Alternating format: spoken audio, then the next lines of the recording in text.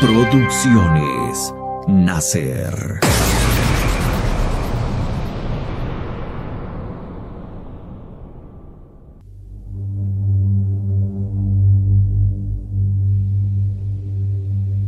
Las pasiones humanas son un misterio, y a los niños les pasa lo mismo que a los mayores. Los que se dejan llevar por ellas no pueden explicárselas, y a los que no las han vivido no pueden comprenderlas. Hay hombres que se juegan la vida para subir a una montaña. Nadie, ni siquiera ellos, pueden explicar realmente por qué. Otros se arruinan para conquistar el corazón de una persona que no quiere saber nada de ellos. Otros se destruyen a sí mismos por no saber resistir los placeres de la mesa o de la botella. Algunos pierden cuanto tienen para ganar en un juego de azar, o lo sacrifican todo a una idea fija que jamás podrá realizarse. Unos cuantos creen que solo serán felices en algún lugar distinto y recorren el mundo durante toda su vida, y unos pocos no descansan hasta que consiguen ser poderosos. En resumen, hay tantas pasiones distintas como hombres distintos hay.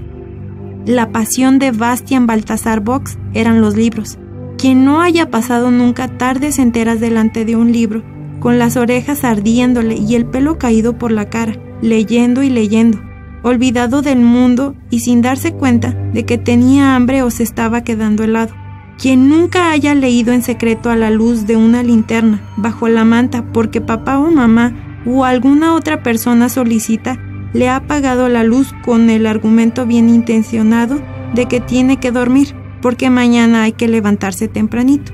Quien nunca haya llorado abierta o disimuladamente lágrimas amargas, porque una historia maravillosa acababa y había que decir adiós a personajes con los que había corrido tantas aventuras, a los que quería y admiraba, por los que había temido y rezado, y sin cuya compañía la vida le parecería vacía y sin sentido. Quien no conozca todo eso por propia experiencia, no podrá comprender probablemente lo que Bastian hizo entonces. Miró fijamente el título del libro y sintió frío y calor a un tiempo. Eso era exactamente lo que había soñado tan a menudo y lo que desde que se había entregado a su pasión venía deseando. Una historia que no acabase nunca, el libro de todos los libros. Tenía que conseguirlo, cueste lo que le cueste. ¿Cueste lo que le cueste? Eso era muy fácil de decir, aunque hubiera podido ofrecerle más de los 20 pesos.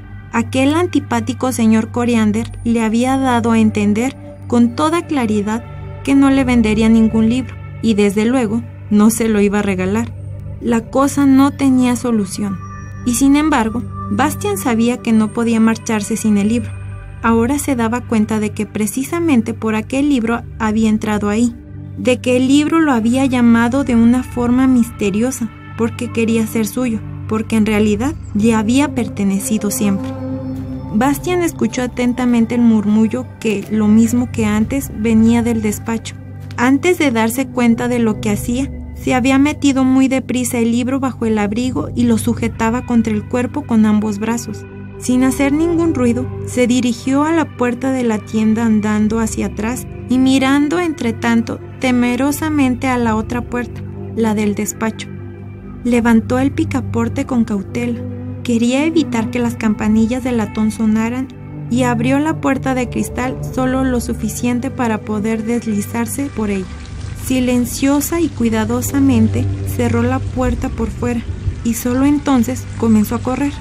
Los cuadernos, los libros del colegio y la caja de lápices saltaban y tableteaban en su cartera al ritmo de sus piernas.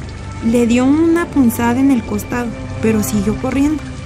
La lluvia le resbalaba por la cara, metiéndosela por el cuello.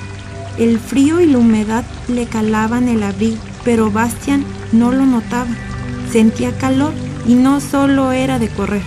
Su conciencia, que antes en la tienda no había dicho "esta boca es mía", se había despertado de repente. Todas las razones que habían sido tan convincentes le parecieron de pronto totalmente increíbles y se fundieron como monigotes de nieve bajo el aliento de un dragón. Había robado, era un ladrón. Lo que había hecho era peor incluso que un robo corriente.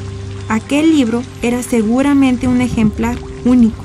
Sin duda, había sido el mayor de los tesoros del señor Coriander.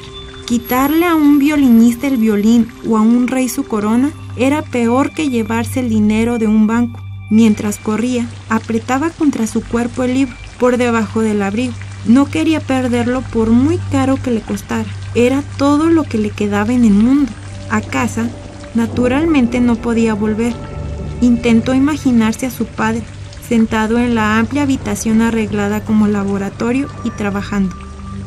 A su alrededor había docenas de vaciados en escayola de dentaduras humanas, porque era protésico dental.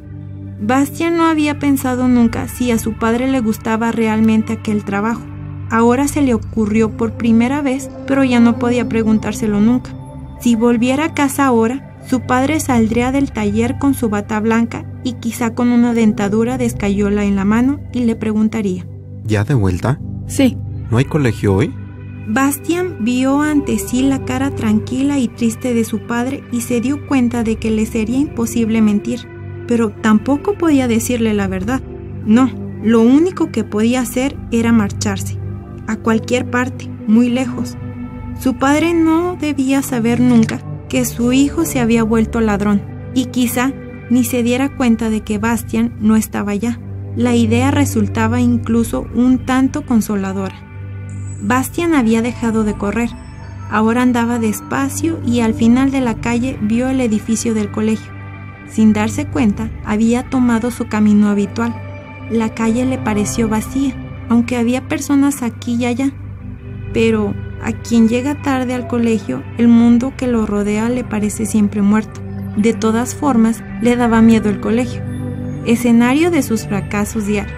Le daba miedo los profesores que le reñían amablemente o descargaban sobre él sus iras.